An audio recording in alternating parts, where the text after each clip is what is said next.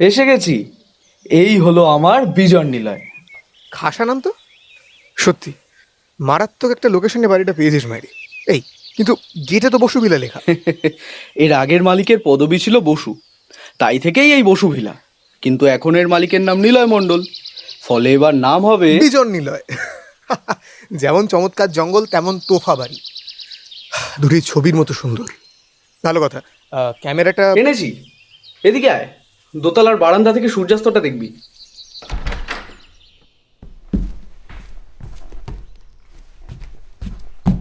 অসাধারণ, তো স্বর্গীয় দৃশ্য রে, সিনিক বিউটি। ইস, আঁকার খাতাটা যে কেন আনলাম না। তোকে বলেছিলাম কিন্তু। হ্যাঁ, আচ্ছা, কি আর করা যাবে। বাই দ্য ওয়ে, তুই কি একটা গল্প আছে বলছিলি না, এই বাড়িটা কেনা নিয়ে সামথিং? হ্যাঁ, গল্পই বটে।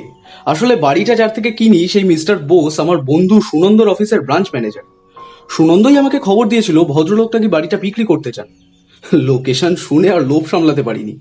আর তাছাড়া এত সস্তা। তোর ওই মিস্টার বোস আচ্ছা আনরোম্যান্টিক তো।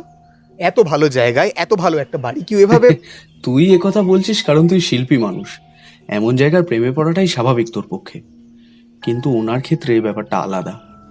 এই বাড়িটা ওনার গলার কাঁটা হয়ে দাঁড়িয়েছিল। মানে কেন? সেই গল্পটাই তো তোকে বলবো বলেছিলাম। যেদিন আমি প্রথম এই বাড়িটা দেখতে আসি সেদিনের ঘটনা। কথা ছিল যে মিস্টার বোস স্টেশনে আমার জন্য গাড়ি নিয়ে অপেক্ষা করবেন। তাই এসে দেখি ভদ্রলোক তাই করছেন। ওনার গাড়িতে চেপেই এসে পৌঁছলো।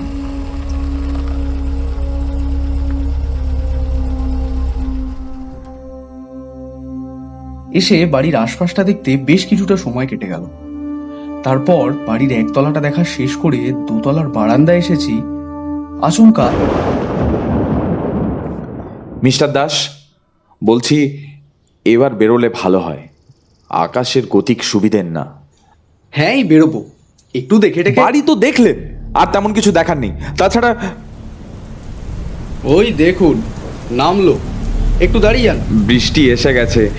আপনি আপনি চলুন, চলুন শিগগির। এই বৃষ্টির মধ্যে? আরে নিকুচি করেছে বৃষ্টির, আমার সাথে ছাতা আছে, চলুন তো। না মানে সরি, আসলে আমার তাড়া আছে একটু, তাই আর কি। চলুন প্লিজ।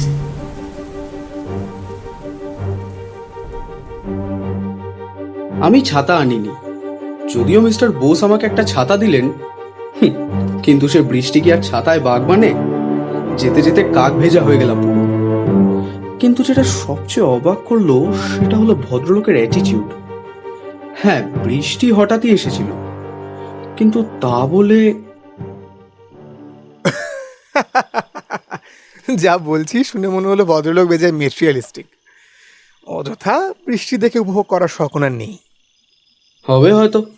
ভেতরে আয়, সন্ধে নামছে। চ। আচ্ছা, আলোর কি ব্যবস্থা এখানে? ইলেকট্রিসিটি চাইলেই দিতে পারবো না ভাই, এখানে আসেনি এখনো। দু তিনটে এমার্জেন্সির লাইট আর টর্চ আছে, ওগুলো দিয়ে। কুছ পরোয়া নেই। ডিনারটা খেয়ে শুয়ে পড়া যাক, টায়ার্ড লাগছে বড্ড। চ।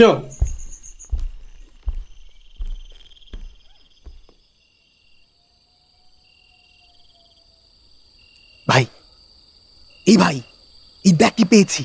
ওহ, কি পেলি? এত রাতে টর্চ হাতে ঘুরঘুর না করলেই হচ্ছিল না।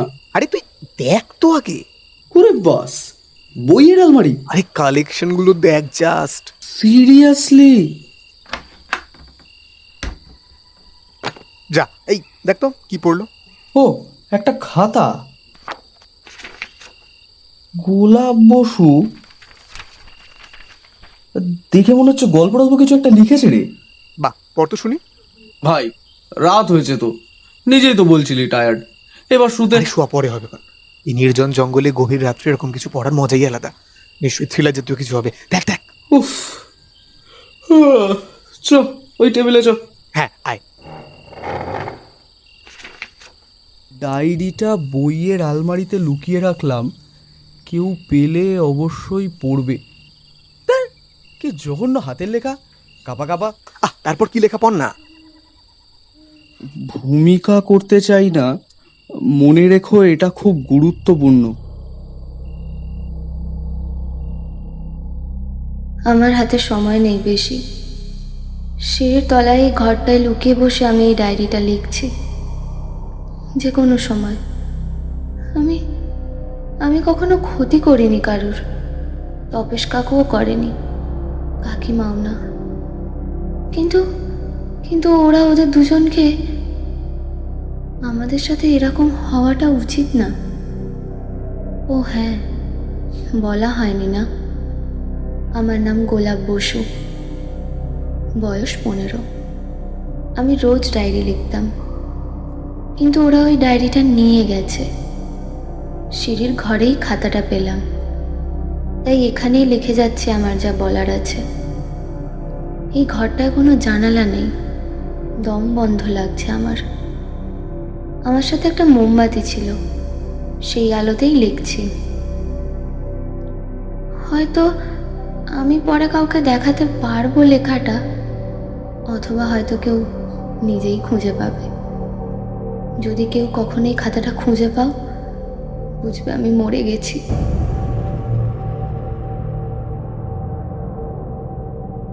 আমি যখন ছোট ছিলাম তখন আমি থাকতাম আমার জেঠুর কাছে।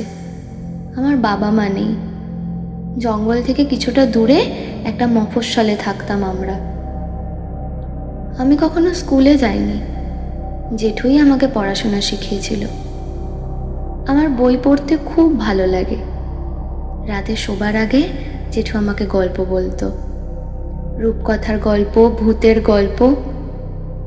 একদিন জেঠু আমাকে এই জঙ্গলের গল্প বলেছিল। ওই যে দূরে দেখা যাচ্ছে জঙ্গলটা, ওখানে রাতের বেলা কেউ যায় না।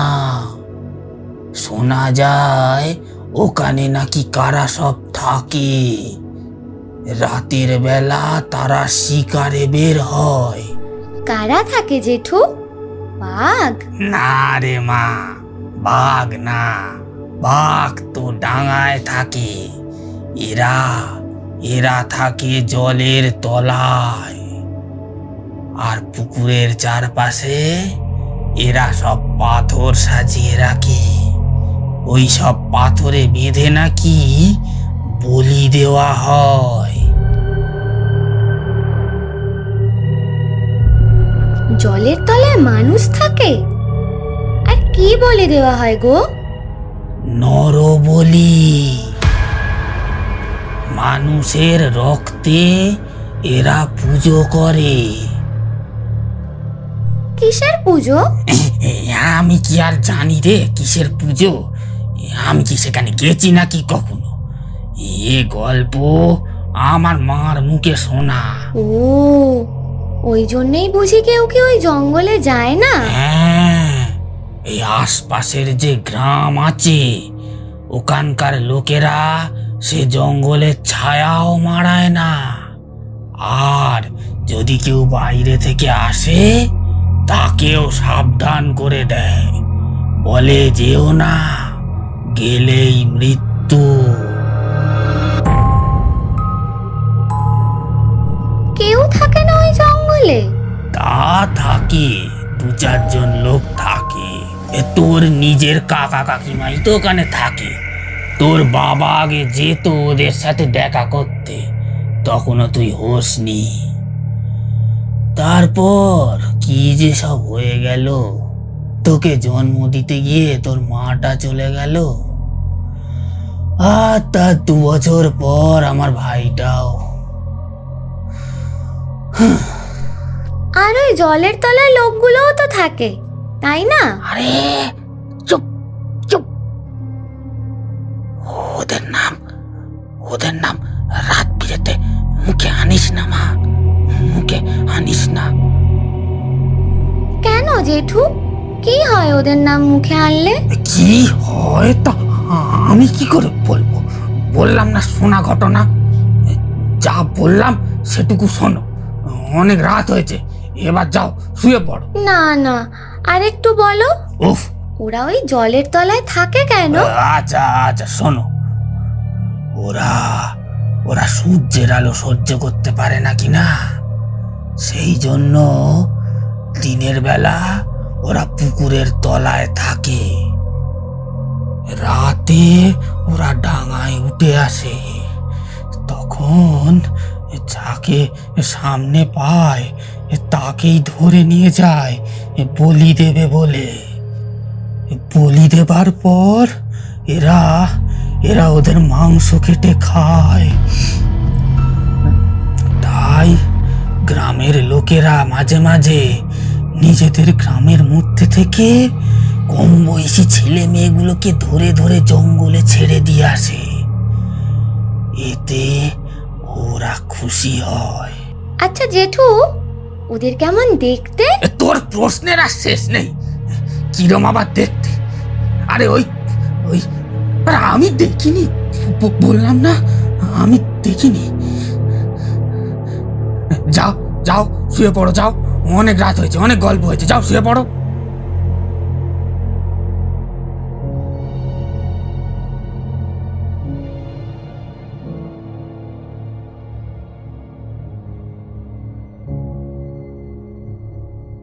জেঠু আর কখনো আমাকে ওই জঙ্গলের ব্যাপারে কিছু বলেনি। আমি জেঠুর চোখে সেদিন স্পষ্ট ভয় দেখেছিলাম, কিন্তু আমার সেদিনের পর থেকে একটা আগ্রহ তৈরি হয়েছিল ওই জঙ্গলটার ব্যাপারে। মাঝরাতে যখন গোটা এলাকা নিশুতি হয়ে যেত, আমি একা জেগে চেয়ে থাকতাম ওই দিকে। তখনও জানতাম না আর কয়েক বছর পরে ওই জঙ্গলেই গিয়ে উঠতে হবে আমায়। 2 বছর পর জেঠু চলে গেল হার্ট অ্যাটাকে। তারপর আমাকে নিয়ে গেল আমার কাকু।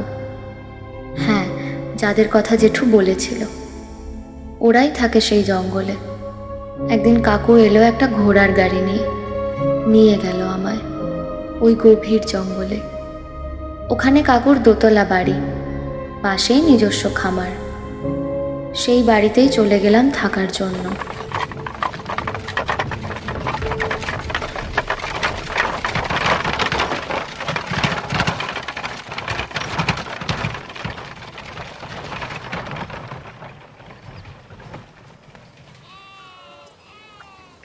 সুষমা, সুষমা, চলে এসছি। এই এতক্ষণে এলে? আরে এটা আমাদের গোলাপ সোনা না? কত বড় হয়ে গেছে আমাদের ভাইজিটা। কেমন আছিস মা? ভালো আছি কাকিমা। যা গোলাপ যা, হাত মুখ ধুয়ে একটু জল খাবার খা।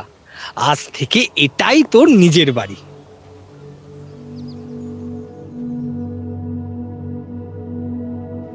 সেদিন থেকেই আমি ওই বাড়ির বাসিন্দা হয়ে গেলাম। কাকুর বাড়িটা জঙ্গল থেকে অনেকটা ভেতরে। হাইওয়ের পাশ থেকে একটা রাস্তা চলে গেছে জঙ্গলটার বুক ছিঁড়ে। রাস্তাটার একটু দূরেই আমাদের বাড়ি। যে জঙ্গল নিয়ে জেঠুর মুখে গল্প শুনেছি, আজ আমি সেখানকারই বাসিন্দা। আচ্ছা, কাকু কাকিমারা এখানে কি করে থাকে? একা থাকতে ভয় করে না? উত্তর পেলাম সেই রাতেই।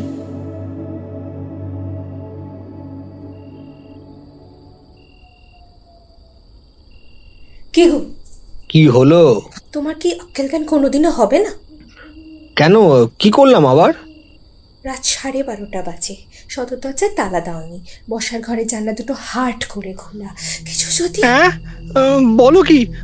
আমি আমি এক্ষুনি যাচ্ছি। আরে আস্তে, ওগুলো ঘুমোচ্ছে তো, কানে গেলে ঘুম ভেঙে যাবে।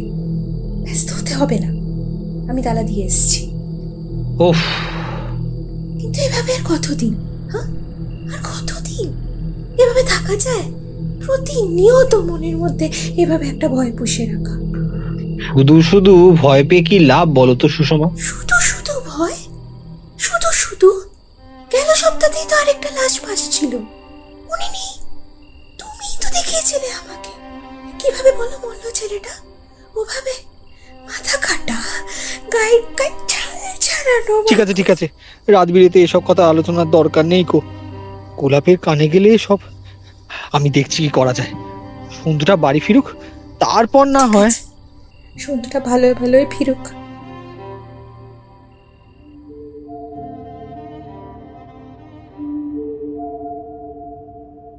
আমি তখনও ঘুমোইনি।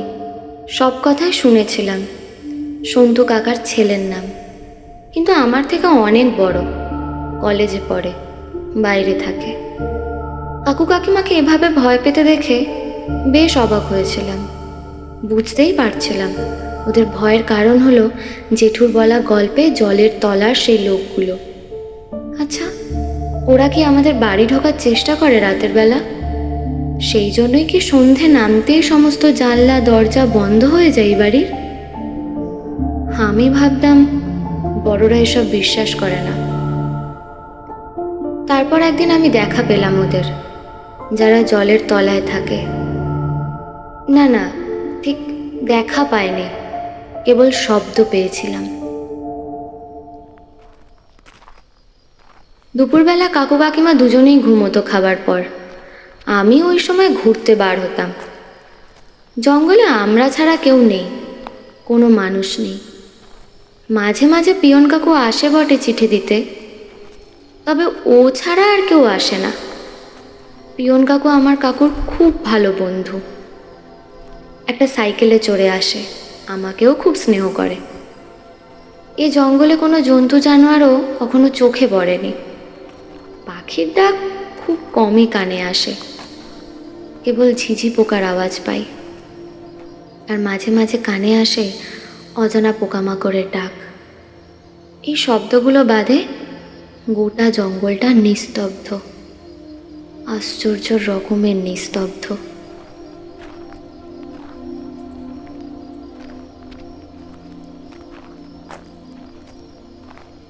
সেদিনও আমি দুপুরবেলা বেরিয়েছিলাম।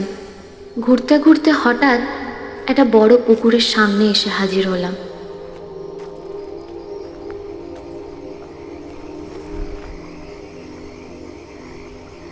দেখলাম পুকুরটাকে ঘিরে বড় বড় বোল্ডার রাখা আছে। তখন বিকেল, জঙ্গলে আলো কমে এসেছে। পুকুরটার ওপর ঝুঁকে থাকা বড় বড় গাছগুলোর পাতার ফাঁক দিয়ে লম্বা লম্বা সরলরেখায় সূর্যের আলো পড়েছে পুকুরের জলে। হঠাৎ একটা শব্দ শুনতে পেলাম।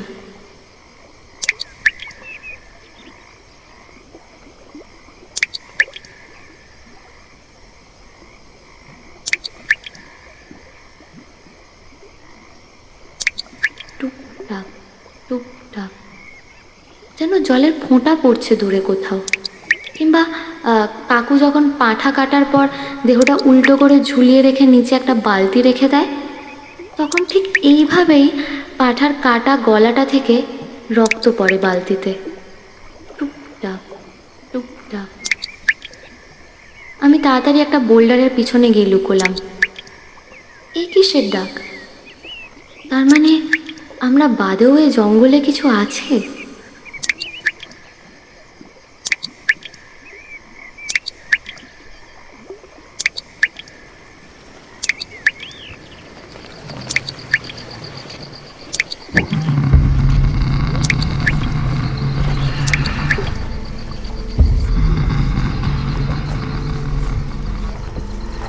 জেঠু ভুল বলেনি, আওয়াজটা বেড়ে গেছে। জলের ফোঁটার শব্দ, ঝোপঝাড় ভেঙে নড়াচড়ার শব্দ, আর একটা অজানা কিছুর গর্জন। আমি কাঠের মতো বসে রইলাম পাথরের আড়ালে। আমি জানি এ সময় এই আড়াল থেকে বেরোলেই আমার বিপদ। তবুও প্রচণ্ড ইচ্ছা হলো একবার উঁকি দেবার। তখনই একটা গন্ধ নাকে এলো, বিশ্রী কটু একটা গন্ধ।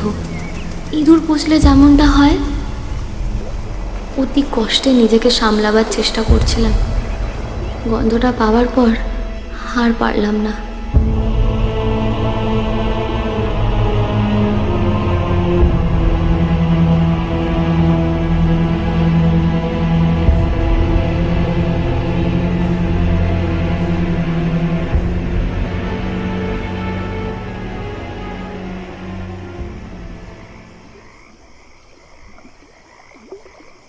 জ্ঞান ফিরল যখন, তখন সন্ধে নামছে। তখন আমি বোল্ডারের পিছনেই বসে। আর কোনো শব্দ নেই তখন, কোনো জন্তুর চিহ্ন নেই। গোলাপ, এই গোলাপ, কোথায় তুই?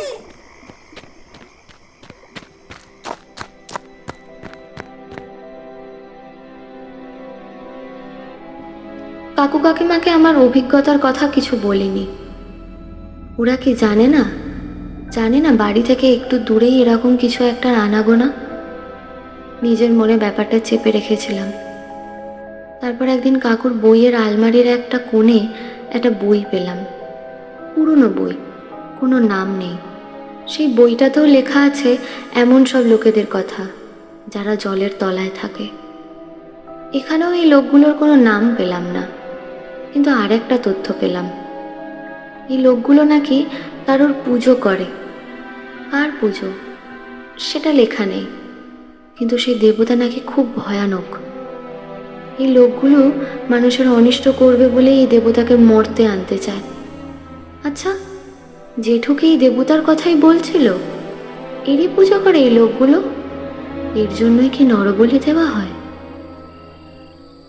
গোলাপ, কি করছিস তুই বইটা নিয়ে? যত রাজ্যের ভূত প্রেতের বই নিয়ে ঘাটাঘাটি। রেখে দে, রেখে দে বলছি, শিগগির যেখানে ছিল। কি গো, আরে শুনেছো? এই মাত্র সন্তুর চিঠি এসেছে, কাল আসছে দুপুরের ট্রেনে। হোমা, তাই? ঠাকুর বাবা একদিনে মুখ তুলে চেয়েছেন। কাল সকাল সকাল বেরিয়ে যেও, আমি গোছগাছ করে রাখি সব। ওসব পরে হবে, আগে আসল কথাটা সেরে নি, চলো। ও হ্যাঁ, চলো। গোলাপ মা, বইটা যেখান থেকে নিয়েছিলে রেখে দাও সেখানে। চলো।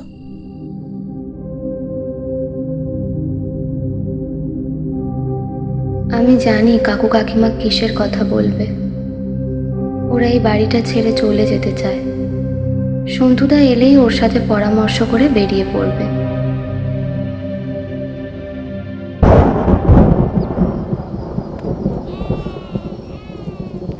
দেখে দেখে আজকেই মেক করতে হলো।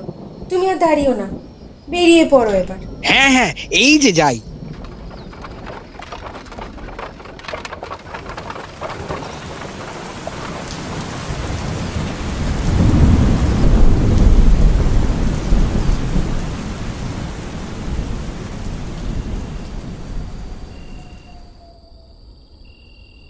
পাঁচটা বেজে গেল, এখনো এলো না। বৃষ্টি তো ধরে এসছে অনেকক্ষণ। চিন্তা করো না কাকিমা, এসে পড়বে। ওই এক মুখের বুলি ধরে রেখেছে, চিন্তা করো না, চিন্তা করো না। চিন্তা যেন আমি সাধে করি, আমার জায়গায় থাকলে বুঝতিস চিন্তা কেন হয়। না, উফ, এবার আমি সত্যি সত্যি পাগল হয়ে যাবো চিন্তায়। কোথায় গেল লোক দুটো?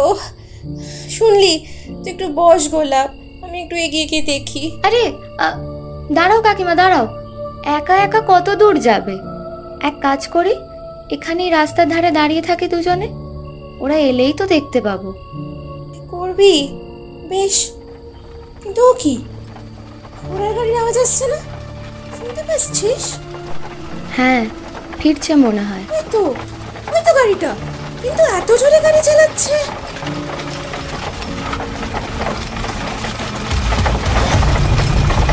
কাকিমা, কাকিমা সরে যাও ওখান থেকে।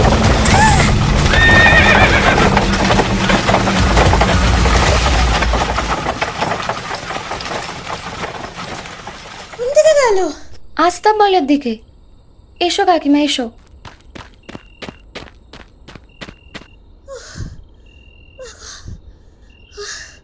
ঘোড়াগুলো ঘোড়াগুলো ঘাত পাগল হয়ে গেছে। কিন্তু কি গো, গাড়ি থেকে নামবে না নাকি? কেউ সাড়া দিচ্ছে না কেন কাকিমা? এই তো বুঝতে পারছি না রে, দাঁড়া দেখি। এ কি গাড়ি, গাড়ির ভেতর তো কেউ নেই, কেউ নেই রে, ফাঁকা। মানে?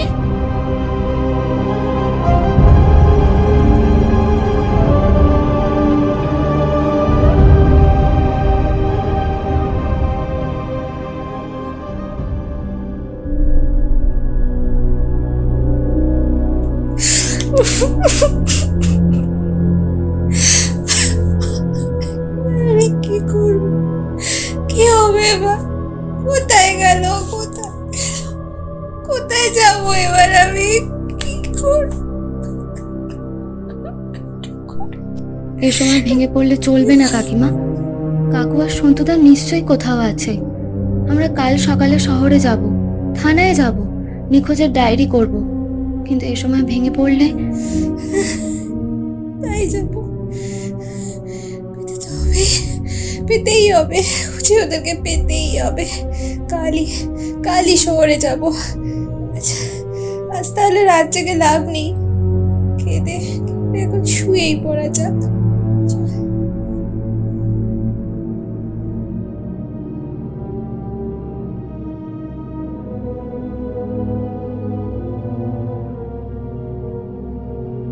রাতে অল্প কিছু খেয়ে শুয়ে পড়লাম। কাকিমা একতলায় শোয় আর আমি দোতলায়। শুয়ে পড়লেও ঘুম আসছিল না, ভয় মনের মধ্যে কুড়ে কুড়ে খাচ্ছিল। আস্তে আস্তে চোখে ঘুম নেমে এলো। স্বপ্নে দেখলাম আমাদের বাড়িটাকে ঘিরে ফেলেছে অনেকগুলো লোক। তাদের কাউকেই আমি চিনি না। অজানা অচেনা লোকগুলোর পরনে সাদা আলখাল্লা, মুখে লম্বা সাদা দাড়ি। এরাই সেই জলের তলার লোক। আচমকা দেখি কাকিমার ঘর। কাকিমা ঘুমোচ্ছে। মাথার কাছে কাঁচের জানলাটা দিয়ে এক ফালি চাঁদের আলো ঢুকেছে। দেখলাম জানলাটা খুলে গেল। সেই লোকগুলোর কয়েকজন ঢুকে পড়লো ঘরে। আর আর কাকিমাকে হাত পা বেঁধে কাকিমা ছটফট করছে, ছাড়া পাওয়ার চেষ্টা করছে, পারছে না। ওরা নিয়ে যাচ্ছে কাকিমাকে। না, কাকিমা!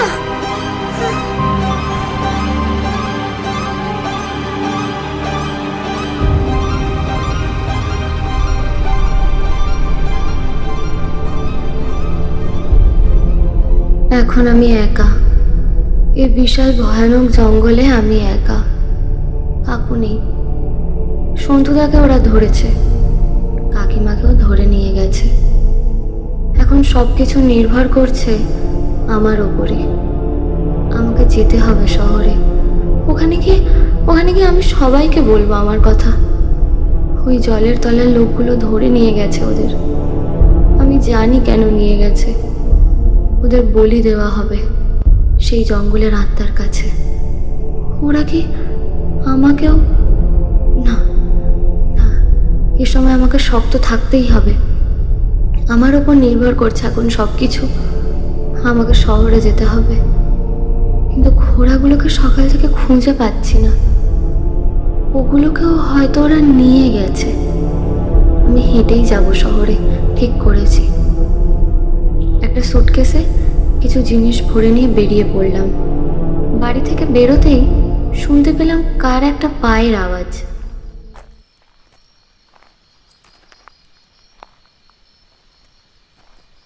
কিরে গোলাপ, কেমন আছিস? চিনতে পারছিস আমায়? আমি সন্তুদা। সন্তুদা? কিন্তু তুই কত বড় হয়ে গেছিস। সেই ছোট্টটি দেখেছিলাম তোকে। তুমি এখানে এলে কি করে? আর কাকু কই? বাবার তো বাড়িতেই থাকার কথা। কি বলছো তুমি? কাকু তোমায় আনতে গেছিল স্টেশনে। কই না তো, আমার সঙ্গে তো দেখা হয়নি। আমি তো হেঁটে হেঁটে এলাম। তুই সুটকেস নিয়ে কোথায় যাচ্ছিস? কাকু কাকিমাকে পাওয়া যাচ্ছে না সন্তুদা। আয় ভেতরে আয়, আয়। তোর সব কথা শুনছি তারপর। এখন তোকে কোথাও যেতে হবে না।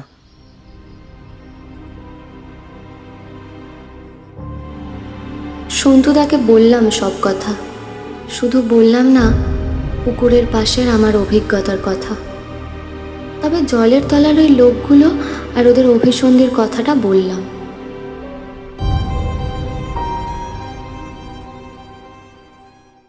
দেখ, এই সময় অবাস্তব কল্পনা করলে হবে না। মা বাবাকে পাওয়া যাচ্ছে না, এটা সত্যি কথা। কিন্তু ওই জলের তলার মানুষ, বলি দেওয়া, তুই পুকুরের ধারে কি দেখেছিলি, এসব ননসেন্স। আমার ব্যবসার কাজ ছিল বলে আসতে একটু দেরি হলো।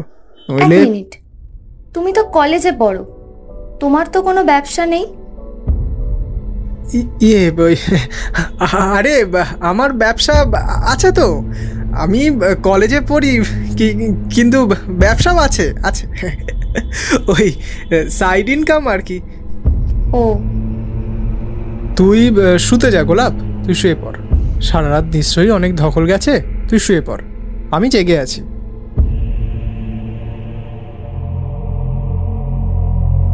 আমি দোতলায় চলে এলাম।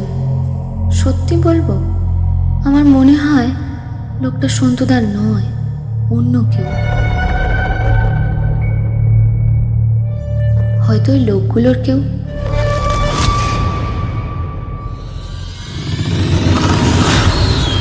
ওরা তো নানা রকম জাদু জানে। বলে ও কি করে জানলো পুকুরের ধারে আমি কি শুনেছিলাম তার কথা? আমি তো বলিনি ওকে কথাটা। তাহলে এই বাড়িতে আমাকে এখন ওই জলের তলার একটা লোকের সাথে থাকতে হবে? ভাবতেই হাড় হিম হয়ে গেল। কিন্তু ও এখানে এলো কেন? ও কি আমাকেও ধরে নিয়ে গিয়ে বলি দিতে চায়?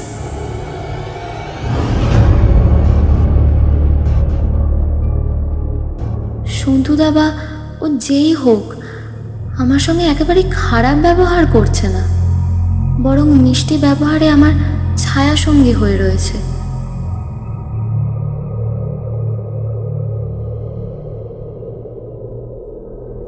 সকাল থেকে আকাশ মেঘলা, কনকনে ঠান্ডা হাওয়া বইছে, গাছেরা কেমন একটা অদ্ভুত শব্দ করছে।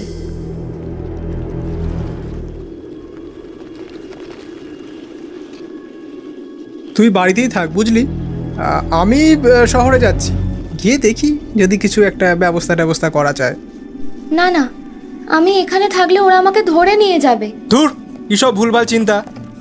কেউ ধরবে না, তুই বাড়িতে থাক চুপটি করে।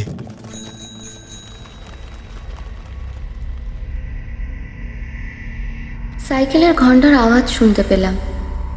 এই আওয়াজ আমার চেনা, পিয়ন কাকুর সাইকেল। এই সময় একমাত্র পিয়ন কাকুকেই আমার ভরসার পাত্র মনে হলো।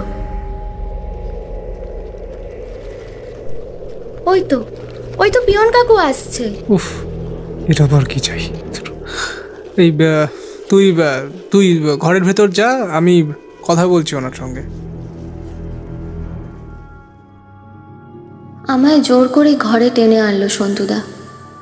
এনেই দরজাটা বন্ধ করে দিল। পিয়ন কাকু এসে গেছে। সন্তুদা ওর সাথে কথা বলছে শুনতে পেলাম। তবেশ বাবু নেই? না, আমি ওনার ছেলে। মা বাবা বাইরে গেছে। ও আচ্ছা আচ্ছা, গোলাপও সঙ্গে গেছে নাকি? হ্যাঁ, ও গেছে ওদের সাথে। আচ্ছা আচ্ছা। ও কি? পিয়ন কাকু শোনো, পিয়ন কাকু দাঁড়াও। তুই এখানে কি করছিস গোলাপ? যা ঘরে যা। দাঁড়াও ভাই, দাঁড়াও। ও আমাকে কি বলতে চায় আগে শুনি। হ্যাঁ বলো মা। পিয়ন কাকু কাকুকে, কাকু আর কাকিমাকে পাওয়া যাচ্ছে না। পিয়ন কাকু পাওয়া যাচ্ছে না? সে কি? তোকে ঘরে যেতে বললাম তো, ওনার সঙ্গে তো আমি কথা বলছি। মিথ্যে কথা, ওরা কোথাও ঘুরতে যায়নি, ওদের ধরে নিয়ে যাওয়া হয়েছে। ধরে নিয়ে গেছে? কারা? আপনি ওর কথা বাদ দিন, ওর মাথা ঠিক নেই। আমি বলছি, শোনো ভাই, তুমি বলছো তুমি তবেশ বাবুর ছেলে, মানছি, কিন্তু তোমায় আমি কখনো দেখিনি। এই মেয়েটাকে আমি ছোট থেকে দেখে এসেছি, তাই ওর কথা আমি আগে বিশ্বাস করব। বলো মা গোলাপ, তুই জানিস যে কারা ধরে নিয়ে গেছে? জানি, তোমাকে আমি সব বলবো, কিন্তু আগে আমি এই জঙ্গল থেকে বেরোতে চাই। নইলে আমাকে নিয়ে চলো প্লিজ। নিয়ে যাবো। তুই আমার ক্যারিয়ারে উঠে বস। মানেটা কি? আমি ওর গার্জেন, ও কোথাও যাবে না। ও গেলে আমিও যাব। কিন্তু সাইকেলে তো 3 জন ধরবে না ভাই। তাহলে গোলাপও কোথাও যাবে না। এই মেয়ে, চলে আয়। এই দাঁড়াও বলছি, দাঁড়াও, নইলে এই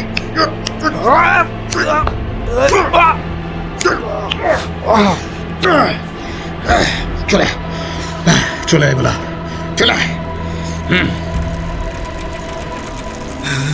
কি ভেবেছিস পালিয়ে বাঁচবি? দরজা খুলবে, দেবতা আসবে, কেউ আটকাতে পারবে না। দরজা খুলবে, দেবতা আসবে, কেউ আটকাতে পারবে না।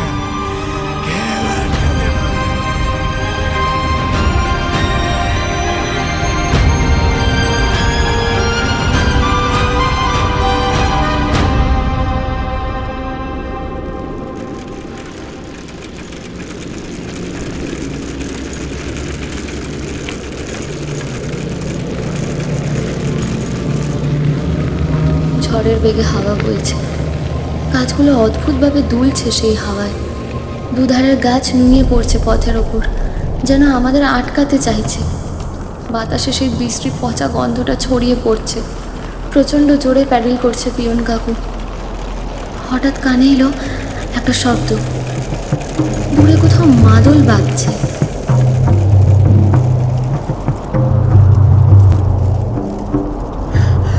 গোলাপ, গোলাপ, তুই তুই যা যা বলার আছে আমাকে বল, আমাকে বল। কাকু কাকিমাকে ওরা ধরে নিয়ে গেছে, ওদের বলি দেবে। কারা ধরে নিয়ে গেছে? নাম জানি না। যারা জলের তলায় থাকে, রাতের বেলায় যারা শিকারে। বুঝতে পেরেছি, এই জঙ্গলের পুরনো প্রবাদগুলো তাহলে সত্যি। তুই ভয় পাস না মা, আমি থাকতে তোর কোনো ক্ষতি হতে দেবো না।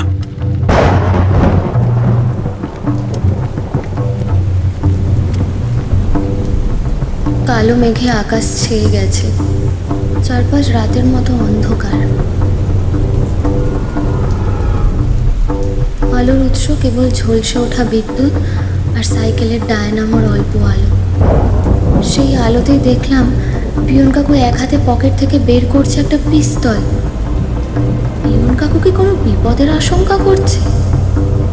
একটা বাঁক ঘুরতেই মনে হলো সেই মাদলের শব্দ আমাদের অনেক কাছে চলে এসেছে। এখন আমাদের ডাইনে বাঁয়ে সামনে পিছনে অসংখ্য মাদল একসঙ্গে বাজছে। সামনে, সামনেও কি? সামনে তাকালাম, দেখলাম পথের দুধারে গাছগুলো যেন সরে আসছে পথের মাঝখানে। তাদের ডালপালাগুলো অক্টোপাসের সুরের মতো লকলকিয়ে ধেয়ে আসছে আমাদের দিকে। আর গাছগুলোর মাঝখান থেকে বেরিয়ে আমাদের দিকে এগিয়ে আসছে যেন পাহাড় প্রমাণ একতাল কাদা, চলমান কাদার একটা স্তূপ। সেই কাদা স্তূপের মাঝখানে তৈরি হয়েছে একটা হামুক, বেরিয়ে আছে লকলকে জিভটা।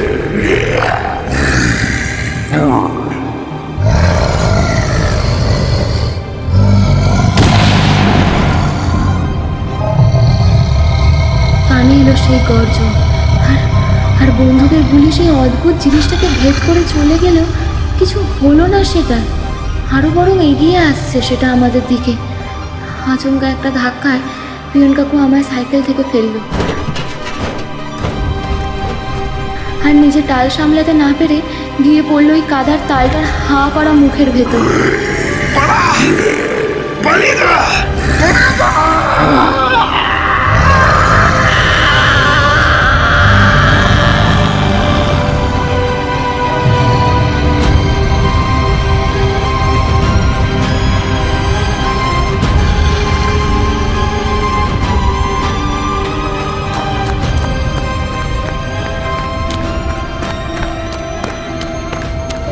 আমি ছুটছি উদ্ভ্রান্তের মতো।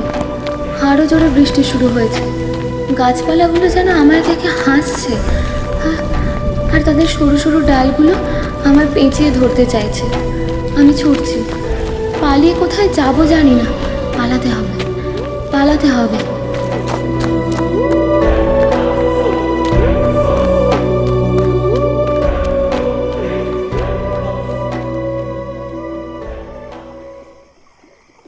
হঠাৎ সব চুপ, ঝড় নেই, বৃষ্টি নেই।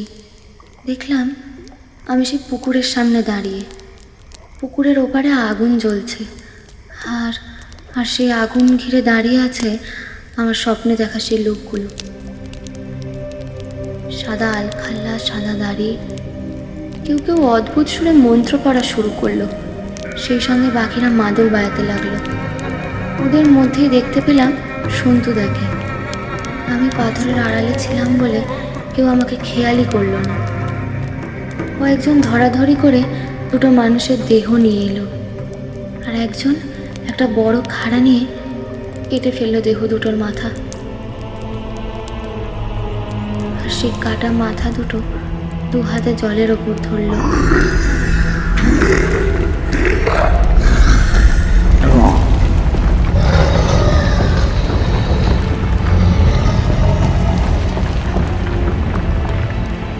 মাটি কাঁপতে লাগলো, তার সঙ্গে কানে এলো একটা নতুন শব্দ, আর জলের মধ্যে প্রচণ্ড আলোড়ন ঘটিয়ে উঠে এলো একটা প্রকাণ্ড সুর।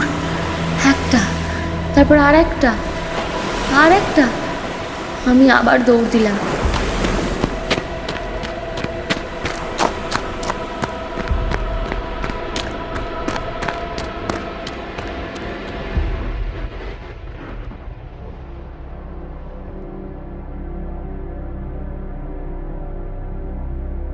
দেখলাম আমি আবার ঘুরে সেই আমার বাড়ির সামনেই ফিরে এসেছি। আমি এখন নিরুপায়। বাড়িতে ঢুকে পড়লাম, সদর দরজায় তালা দিয়ে দিলাম, সমস্ত জানলা বন্ধ করে দিলাম। কাকু কিছু তক্তার পেরেক মজুদ রেখেছিল, সেগুলো দিয়ে প্রতিটা জানলা, প্রতিটা দরজা বন্ধ করে দিলাম একে একে। এভাবেই ছিলাম সারা রাত। কখন ঘুমিয়ে পড়েছি জানি না।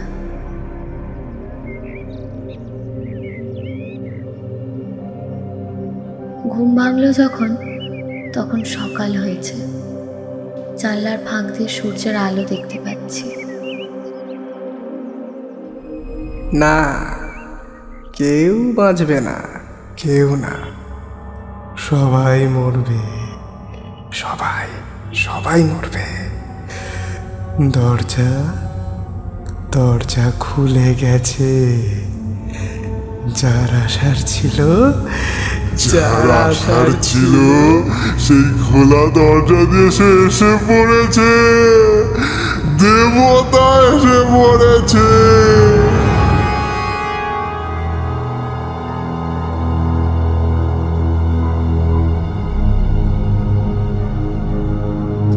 আমার তাহলে আর নিস্তার নেই, কিন্তু যতক্ষণ পারি আমি এই বাড়ির মধ্যেই বসে থাকবো, নড়ব না। যদি কখনো কেউ এই ডায়েরি পড়ো, তাকে আমি বলে রাখি, বাইরে সন্তুদা ছাড়াও অনেকে আছে, আর তাদের কথা থেকে আমি জানতে পেরেছি যে ওই পুকুরটা হচ্ছে একটা দরজা, যে দরজার ওপারে অন্য এক জগৎ আছে। সেই জগতে কোনো এক হিংস্র দানবকে দেবতা রূপে পুজো করে এই জলের তলার মানুষগুলো। সেই দানবকে ওরা এই জগতে আনতে চায়। আমি জানি সে কাজে ওরা সফল হয়েছে। দানব এসে পড়েছে, ওই কাটা মাথা দুটো কাকুর আর কাকিমার।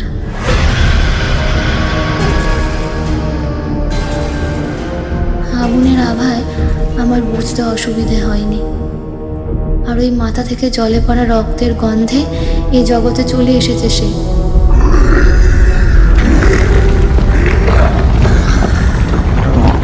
মাটি কাঁপছে, দানবটার গর্জন কানে আসছে। আমি দেখেছি তাকে পুকুর থেকে পালিয়ে আসার আগের শেষ মুহূর্তে ঘাড় ফিরিয়ে আমি দেখেছি অতিকায় দানবটাকে। তার বর্ণনা আমি লিখে বোঝাতে পারবো না, শুধু এটুকু প্রার্থনা, কখনো কেউ যেন ওই বিভৎস জন্তুটার মুখোমুখি না হয়। সে দৃশ্য মনে করলেই আমার মনে হয় মাথা ফেটে যাচ্ছে ভয়ে। আর বেশি সময় নেই, জন্তুটা এসে গেছে আমার বাড়ির কাছে। মাটি কাঁপছে, আমি জানি ও সুরের একটা আঘাতে এ বাড়ির টুকরো টুকরো হয়ে যাবে। যদি কেউ এই ডায়েরি পড়ো, তাহলে সে তখনই এই জঙ্গল ছেড়ে পালিও। আমার অনুরোধ এটা। এই জঙ্গল ভয়ানক, এই জঙ্গল রক্ত চায়। পালাও, পালিয়ে যাও।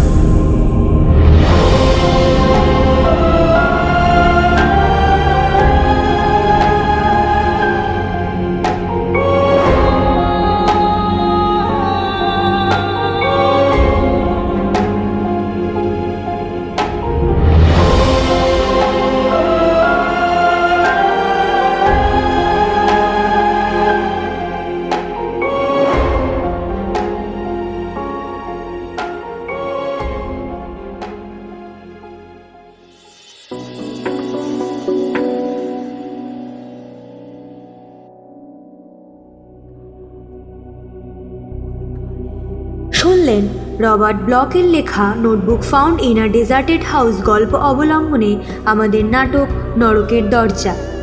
নাটকে গোলাপের চরিত্রে অভিনয় করেছে রিয়া জানা, গোলাপের কাকিমার চরিত্রে অন্বেষা ঘোষ, কাকুর চরিত্রে স্নেহাশিস দে, জেঠু শাশ্বত রায়চৌধুরী, সন্তুদা সৌম্যজিৎ বোস, নিলয় সৌরভ দাস, অম্বরীশ ও পিয়ন কাকুর ভূমিকায় অর্ক গাঙ্গুলি, মিস্টার বোসের চরিত্রে সায়নদীপ নন্দ।